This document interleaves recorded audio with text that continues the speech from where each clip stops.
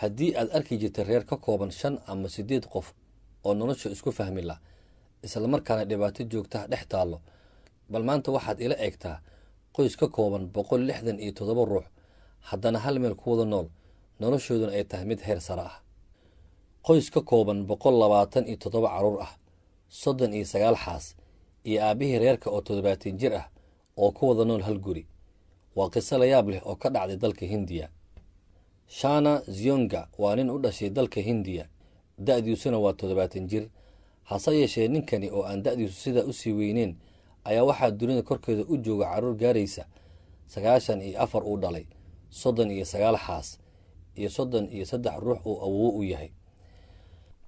reerkani oo tiradooda guud ahaan markii la isku geeyay gaarayso 167 qof ayaa waxa ay ku wada nool yihiin hal guri oo ka kooban 4 dabaq waxayna degan yihiin tuulo lagu magacaabo Baagto oo hoos tagta wilaayada Masroon.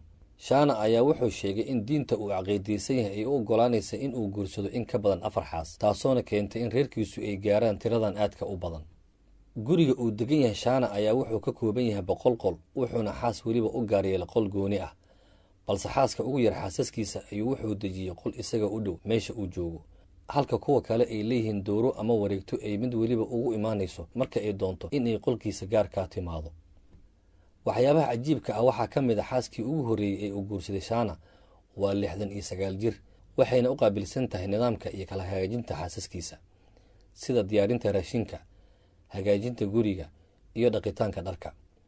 sidoo kale Shana waxaa guriga ugu yaala iskuul meel lagu ciyaaro kubadda iyo sidoo kale beer aad u weyn oo ugu talagalay waxyaabaha uu u baahan yahay inuu ku beerto. reerkan ayaa halkii mar waxa ay cunaan 30 xabo oo digaag ah 60 kiilo oo baradho ah iyo 100 kiilo oo bariis ah ayadoona u sii dheer tahay waxyaabihii lagu carfin lahaa ama raashinka lagu dhammaystiri lahaa.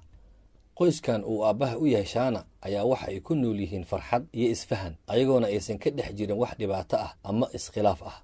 guriga ay wada degan yihiin waa guri aad u weyn waxayna u arkeen in ay uga maarmi karaan in ay meel kale ku noolaadaan ayagoona doonaya in ay ilaaliyaan wadajirkooda iyo wada noolashadooda. waad ku mahadsantahay daawashada muuqaalkan. haddii aad ku cusub tahay janalka maalmaha fadlan subscribe dheh si ay kuu soo gaaraan muuqaalada cusub oo aan soo dhigi doono. mahadsanid.